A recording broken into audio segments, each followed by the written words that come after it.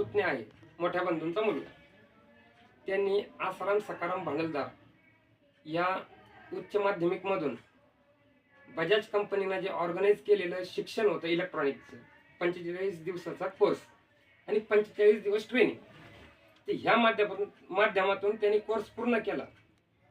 गोराडे सरांनी त्याला त्यांच्या टीमच्या माध्यमातून पुन्हा साकण येथे आपली महिंद्रा अँड महिंद्रा कंपनीमध्ये जॉब उपलब्ध करून दिला. त्याच्यासोबत इथले त्याचमध्ये 6 मुलं एकाच वेळेला तिथं शिफ्ट केलेले. तर तिथं गोराडे सरांची टीम यांनी त्याची राहण्याची आणि जेवणाची मंथली मेसच्या हिशोबाने सोय करून दिलेली आहे आणि एक टाइम कंपनीतून त्याला जेवण मिळतं. तर हे झालं त्याचं तिथलं. त्यानंतर दुसरा मुद्दा, 17,500 ते 18,000 पर्यंत त्याला महिना पेमेंट मिळतं आणि ते पेमेंट देखील समजा मंथली जे नियमन आहे ते बरोबर वेळेवर मिळतं. अजून एक सांगायचा मुद्दा म्हणजे तो याच्या अगोदरही काम करत होता, हे कोर्स करण्याच्या अगोदर. पण इकडे कसं होतं, त्याच्याकडे प्रमाणपत्र वगैरे काही नव्हतं. प्रमाणपत्र नसल्यामुळे त्याला एका दृष्टिकोनातून पाहायचं म्हणजे लेबर की टाईप पाहिलं जायचं. तो कसा 15 दिवस काम करायचा, गावाकडे यायचा, आला परत जात नव्हता. ह्या माध्यमातून त्याच्याकडे पाहण्याचा एक दृष्टिकोन कंपनी मालकाचा किंवा कंपनीच्या साहेबांचा तो प्रमाणपत्रासहित आलेला आहे. म्हणजे त्याला या कामाचे अवगत ज्ञान आहे किंवा शिकवलेलं आहे, हे त्याच्याकडे एक प्रूफ झालं या शिक्षणामुळं.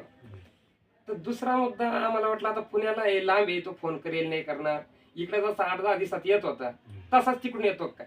पण साधारणतः आता 3 महिने झाले, 3 महिन्यामध्ये फक्त तो 1 ते 2 वेळेस इथं आलेला आहे. हप्त्यातून प्रत्येक घरातल्या प्रत्येकासंग बोलणं होतं.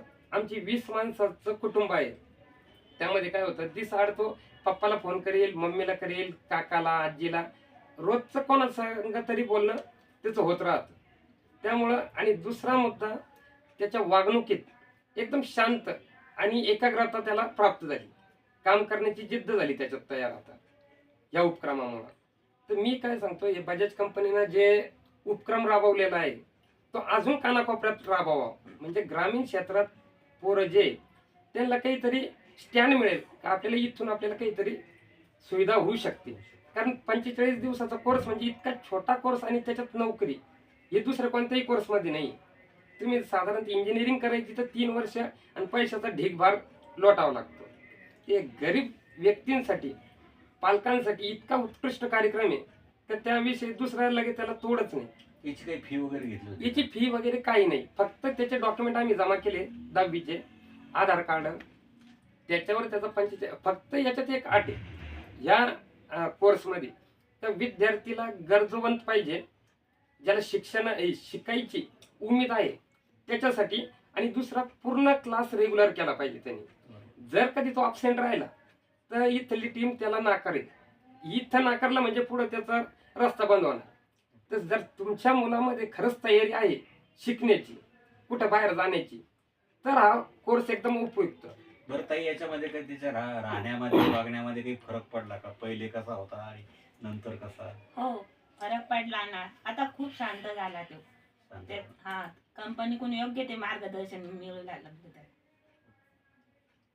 तो काही त्या ठिकाणी त्याला पगार त्याची मिळतो? जेवणाची त्याची व्यवस्था योग्य प्रकारची होऊ राहिली, जेवण चांगलं मिळतं, एकदम व्यवस्थित जेवण भेटू लागलं त्याला. बरं तिथं काही म्हणजे गाडीने ये जाय करतो का कसं? नाही, तिथं या टीमनी ना काय केलं, जिथं त्यांची कंपनी आहे तर तिथून साधारणतः 700 ते 1000 फूट इतक्या अंतरावरच त्यांना रूम करून दिलेले आहे. आणि याच्या सोबतच समजा हे तर 6 जण होतेच, पण यांच्या अगोदरची जी बॅच गेलेली आहे ते देखील काही तिथं कामाला होते. तर त्यामुळे काय झालं, ओळख झाली आणि पूर्ण एक फ्लॅटच घेऊन दिलेला आहे या टीमच्या माध्यमातून. ते भाडे तत्वावर आहे, यांचं महिनाभरला पेमेंट देऊन द्यायचं, चालून द्यायचं. म्हणजे मला म्हणायचं मुद्दा असं काही फक्त याने शिकवलं आणि सोडून दिलं असं नाही, यांनी त्यांना रिच सर लगेच जॉबला लावीपर्यंत प्लेसमेंट त्यांची लगेच तिथं करून दिली.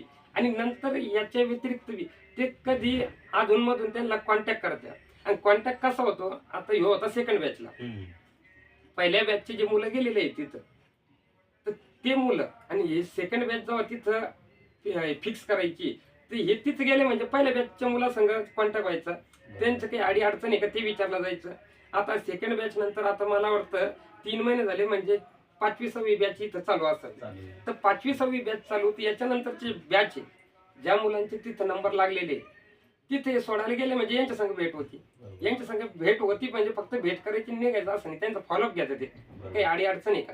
अडी अडचण असेल तर आम्हाला सांग, आम्ही ना कंपनीत तशी सूचना करतो. तिथून आल्यानंतर त्यांचा मेसेज इथं शाळेत येतो. इथं गोराडे सर आहे, ते गोराडे सर नेहमी कॉन्टॅक्ट मध्ये राहतात, ते आम्हाला मार्गदर्शन करतात. तुम्हाला पण फोन करतात? हो, म्हणजे तिथून नाही येत मला फोन, मुलाचा येतो, पण तिथली जी टीम गेलेली ती इथं गोराडे सरला सांगतात. गोराडे सर कडून मेसेज माझ्यापर्यंत येतो. कारण इथं जे काय म्हणता येईल लोकेशनला जे आहे सर, जे इथं त्यांची कार्यशाळा चालवतात त्यांचा कॉन्टॅक्ट आम्हाला होऊन जातो. मग बुवा असं असं आहे, असं असं करायचं, काय करायचं काय नाही या हिशोबाने. महिन्यातून सर किंवा कोणी असं महिन्यातून कितीदा फोन करतात किंवा मग साधारणतः समजा जर काही अडी अडचण असली तर ते त्वरित फोन करतात, आणि नसली तर आम्ही खुद त्यांचं आता इथं दळणवळण समजा बाजारपेठ थोडी बरी आहे तर 1-2-4 दिवसात तरी आमची भेट होती. ते विचारत राहतात कसं काय चालू आहे, फोन आलता का, काय झालं. आणि मग तो आत्ता मला वाटतं 1-1.5 महिन्यापूर्वी आलता ना तो, तिथं टीमला बी भेटला होता. म्हणजे गोराडे सर अजून त्यांचे सहकारी त्यांना देखील भेटला, तिथं अनुभव शेअर केला. आणि आत्ता मागच्या महिन्यात त्याचं प्रमाणपत्र सुद्धा दिलेलं आहे. हो, त्याच्या नावाचं प्रमाणपत्र त्यांनी इथं 45 दिवस शिक्षण घेतलं, त्याच्यानंतर तिथं जॉबला लागला. हे सगळं लगे उत्कृष्ट. आणि हेच नाही तर आता 1 महिन्यापूर्वी इथं कार्यक्रम ठेवला बजाज कंपनीनं.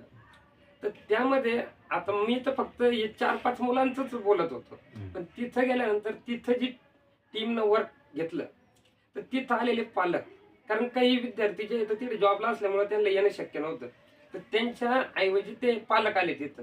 तर त्यांच्या संग बोलणं झालं कसं काय